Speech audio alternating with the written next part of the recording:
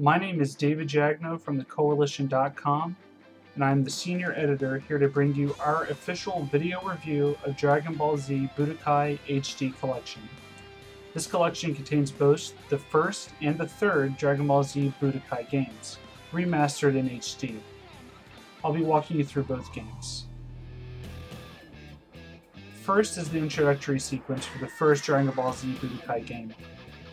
As you can see, they employed a very similar style to the introduction for the English version of the anime. It contains the iconic song, Rock the Dragon, as well as all of the scenes from the cinematic sequence in the anime, demonstrated with a 3D animation of the characters. As you can see, the art style is 3D character models and environments, as opposed to a cel-shaded look that the third game decided to employ.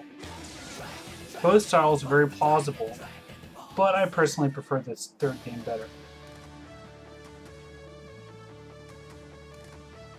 Once you get through the introductory sequence, you're taken to the start menu, where you can choose to start a new game or load a current game. Once you're into the main menu, you have a few different options. First is the story mode, which takes you through the arc of the anime all the way up through the Android saga.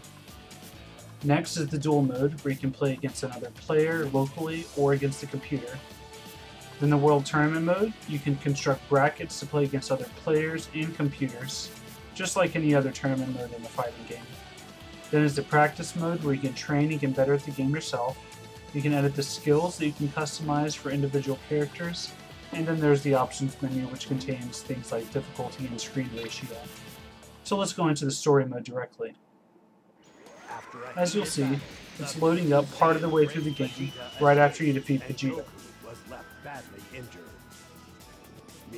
The narrator is the same as the one that's used in the TV show, so it really does feel like you're being part of the anime. The 3D visuals have seen a slight upgrade, but it's hard to tell because the animations really aren't that great, especially in the cutscenes.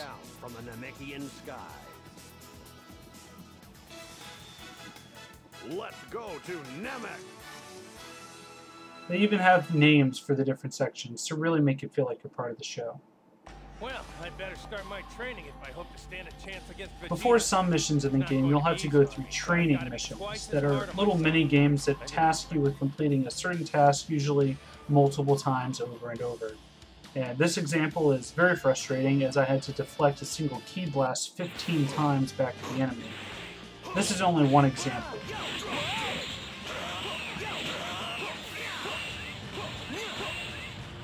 As you can see, it's not difficult, but it's just frustrating to have to do this over and over. Another example of a training mission you might have to do is engaging in a rush attack with the enemy. This is very frustrating to do. At least you only have to do it 5 times.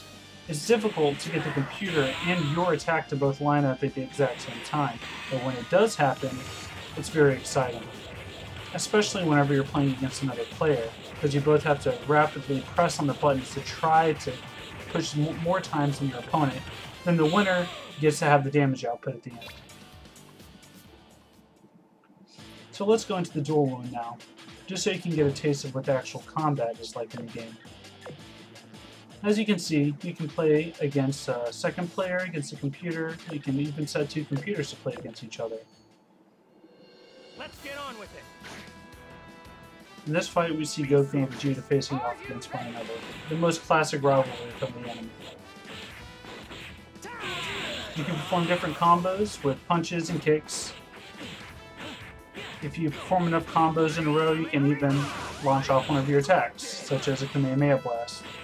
If you paid attention, you might have noticed that the Kamehameha is actually a yellow blast in Budokai 1, which did frustrate me because I'm a big fan of the series.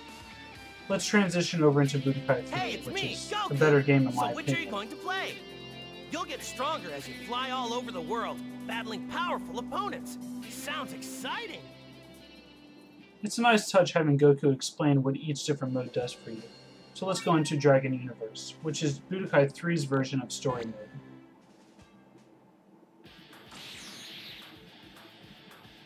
Instead of going through the entire story as one single campaign, you play individual characters, and you see what their sides of different stories were like. It even has its own kind of RPG elements because you level up, gain stat points, and upgrade your character. As you can see, you're faced with the world map. The art style, you can immediately tell, especially on the character model, that it's a much more cel-shaded style of design. Also, being able to explore the map allows you to look for items, play in side missions, fight unnecessary opponents just to level up, and participate in story-based matches as well. Let's go into a battle point here. This is just a minor side story match.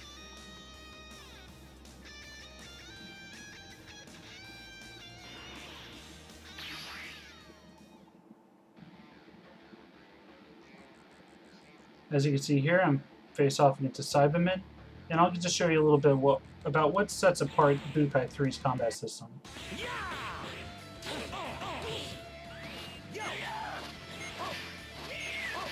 Right off the bat, you should be able to immediately tell that it's much faster. You can dash forward and backwards. Combat is actually a lot quicker. The combos happen much faster. There's more flexibility in the combat system. You can easily do your beam attacks from far away, and it was blue, unlike Budokai 1, which is just a small nitpick of mine. And you can also go into an ultimate attack mode, where you can do more damage, and it slowly drains your ki meter. Also, this is called Dragon Rush mode. The attacker and the defender both press different face buttons. If the attacker and the defender choose different face buttons, then the attack continues. If they choose the same face button, i.e. the defender happens to predict what the attacker chose, then it ends. In this situation, I was lucky. I got all three of them correct, and it does a lot of damage. This can easily turn the tide of a battle if you're able to pull one of these off.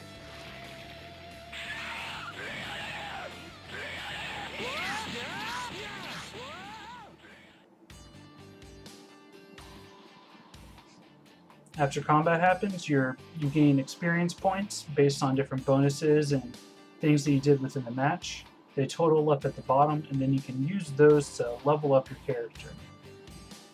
You can choose from a variety of different stats, and as you do that, it levels up that character to use within the game. Your health, your attack, your ki, everything can increase as you play. In addition to leveling up your different stats, you even have a skill/item tray.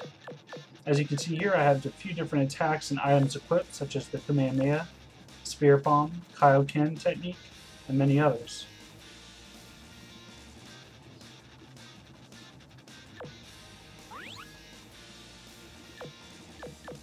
Whenever looking at your different skills, you can even pull out the card and turn it over to look at what the different abilities are.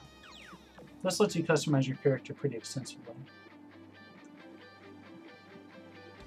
As you can see, the Dragon Ball Z Budokai HD Collection has a lot of content.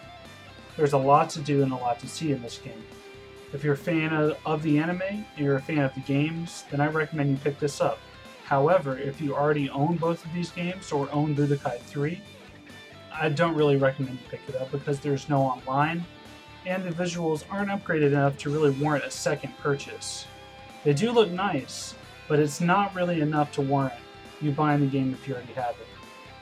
The inclusion of online multiplayer would have really set this game apart from the others and made it an awesome addition to the current gen fighting library. Now for the score breakdown so you can see how I rate this game and how it stacks up against other games. Overall, I give the game a 76%. It is a slight upgrade over the original. However, the addition of online multiplayer and keeping the original soundtrack would have been nice. This was my video review of Dragon Ball Z Budokai HD Collection. My name is David Jagno from the Koalition.com, and please click below to check out the article and comment and let us know what you think.